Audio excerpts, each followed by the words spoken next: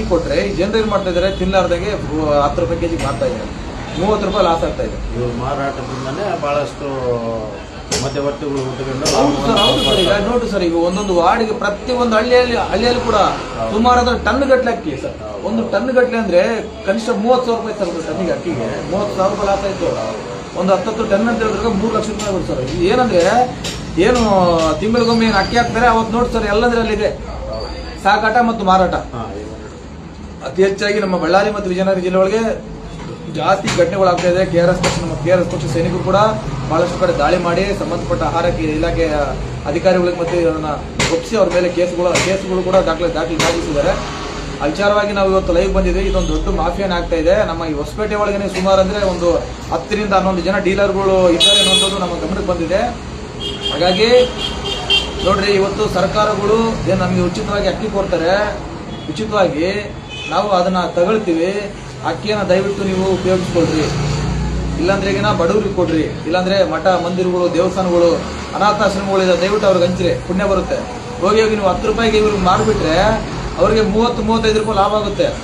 ಸುಮಾರು ಟನ್ ಗಟ್ಟಲೆ ಅಕ್ಕಿ ಅಂತ ಹೇಳಿದ್ರೆ ತಿಂಗಳ ಗಟ್ಟಿಗೆ ಎಷ್ಟು ಲಕ್ಷ ಟನ್, ಎಷ್ಟು 1000 ಟನ್ ಇಲ್ಲಿ ಎಕ್ಸ್ಪೋರ್ಟ್ ಆಗ್ತಾ ಇದೆ ಅಂತ ಗೊತ್ತಿಲ್ಲ. ಯಾಕಂತ ಹೇಳಿದ್ರೆ ಬಹಳಷ್ಟು ಕಡೆ ಇದೆ, ಬೆಳಗಿಗೆ ಬರ್ತಾ ಇದೆ ಸರ್. ಈಗ 100 ಟನ್ ಅಂತ ಹೇಳಿದ್ರೆ ಲೆಕ್ಕ ಮಾಡ್ಕೊಡ್ತಾರೆ. ಇಡೀ ವಿಜಯನಗರ ಜಿಲ್ಲೆ ಮತ್ತು ಬಳ್ಳಾರಿ ಜಿಲ್ಲೆಯಲ್ಲಿ ಟನ್ ಗಟ್ಟಲೆ ಅಕ್ಕಿ ಇದೇ ರೀತಿ ಸಾಗಾಟ ಅಕ್ರಮವಾಗಿ ಮಾರಾಟ ಆಗ್ತಿದೆ ಅಂತ ಹೇಳಿದ್ರೆ ಎಷ್ಟು ದುಡ್ಡು ಲಾಸ್ ಆಗ್ತಿದೆ ಅನ್ನೋದು ಅರ್ಥ ಮಾಡ್ಕೋಬೇಕು ಸರ್. ಯಾಕಂದ್ರೆ 1 ಕೆಜಿಗೆ 30 ರೂಪಾಯಿ ಲಾಸ್ ಆಗ್ತಿದೆ ಸರ್. ಹೌದಾ? ನಿಜವಾದ ಬಡವರಿಗೆ ಸೇರ್ತಾ ಇಲ್ಲ ಸರ್, ಸೇರ್ತಾ ಇಲ್ಲ. ಹಾಗಾಗಿ ಜನರು ಅರ್ಥ ಮಾಡ್ಕೋಬೇಕು. ಪಡಿತರ ಕಾರ್ಡು ಏನು ಫಲಾನುಭವಿಗಳಿದ್ರೆ ನಿಮ್ಗೆಲ್ಲ ನಿಮ್ ಗಮನಕ್ಕೆ ಇರ್ಲಿ. ನೀವು ಲಾಸ್ ಮಾಡ್ಕೊಳ್ತಾ ಇದ್ರಿ. ಒಂದು ಅಕ್ಕಿಗೆ 30-35 ರೂಪಾಯಿ ಕೆಜಿನ ಲಾಸ್ ಮಾಡ್ಕೊಳ್ತಾ ಇದ್ರಿ. ನೀವು ಯಾರು ಉದ್ಧಾರ ಮಾಡ್ತಾ ಇದ್ರಿ ಅಂದ್ರೆ ಈ ಎಕ್ಸ್ಪೋರ್ಟ್ಗಳನ್ನ, ಈ ಡೀಲರ್ಗಳನ್ನ, ಈ ಯಾರು ಈ ಮಾಫಿಯಾ ಇದರಲ್ಲಿ ಏನು ಭಾಗಿಯಾಗಿರ್ತಕ್ಕಂಥ ಅಧಿಕಾರಿಗಳು, ಪೊಲೀಸರು ಎಲ್ಲರೂ ಕೂಡ ಇದರಲ್ಲಿ ಭಾಗಿಯಾಗಿದ್ದಾರೆ. ಅವ್ರನ್ನ ನೀವು ಉದ್ಧಾರ ಮಾಡ್ತಾ ಇದ್ದೀರಾ.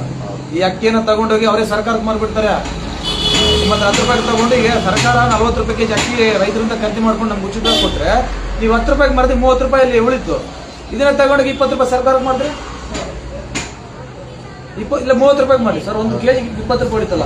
ಈಗ ಟನ್ ಗಟ್ಟಲೆ ಅಂದ್ರೆ 100 ಟನ್ನಿಗೆ ಎಷ್ಟು ದುಡ್ಡಾಯ್ತು ಅರ್ಥ ಮಾಡ್ಕೋಬೇಕು. ಇದರಿಂದ ಜನರು ಕೂಡ ಬಹಳಷ್ಟು ವಂಚನೆ ಆಗ್ತಾ ಇದೆ. ಇದು ಲಾಭ ಪಡ್ಕೊಳ್ತಂತವ್ರು ಮಧ್ಯವರ್ತಿಗಳು ಮತ್ತೆ ಅಧಿಕಾರಿಗಳು ಮತ್ತೆ ಇಲ್ಲಿ ಇದರಿಂದ ಯಾರ್ಯಾರು ಇದ್ರೆ ನಮಗಂತೂ ಮುಂದಿನ ದಿನಗಳ ನಾವೆಲ್ಲ ಯಾಕಂತ ಹೇಳಿದ್ರೆ ಈಗ ಬಹಳಷ್ಟು ಕಡೆ ನಾವು ಇದನ್ನ ಏನು ಅಕ್ರಮವಾಗಿ ಅಕ್ಕಿಯನ್ನ ಏನು ಮಾರಾಟ ಮಾಡ್ತಾ ಇದ್ರು, ಕೆಲವೊಂದಿಷ್ಟು ಕಡೆ ನಾವು ದಾಳಿಗಳು ಮಾಡಿ ಕೂಡ ಸಂಬಂಧಪಟ್ಟ ನಾವು ಫುಡ್ ಇನ್ಸ್ಪೆಕ್ಟರ್ಗಳಿಗೆ ಮತ್ತು ಪೊಲೀಸರಿಗೆಲ್ಲ ಒಪ್ಪಿಸಿ ಅವ್ರ ಮೇಲೆ ಕೇಸು ಕೂಡ ದಾಖಲು ಮಾಡಿದ್ವಿ. ಮತ್ತೆ ಏನಾಗ್ತಿದೆ ಅಂತ ಹೇಳಿದ್ರೆ ಇವರು ಅಕ್ಕಿ ಮಾರುವಂತವ್ರು ಏನು ತಗೊಳ್ತಾರಲ್ಲ, ಅದು ಅಕ್ಕಿ ಎಕಡೆ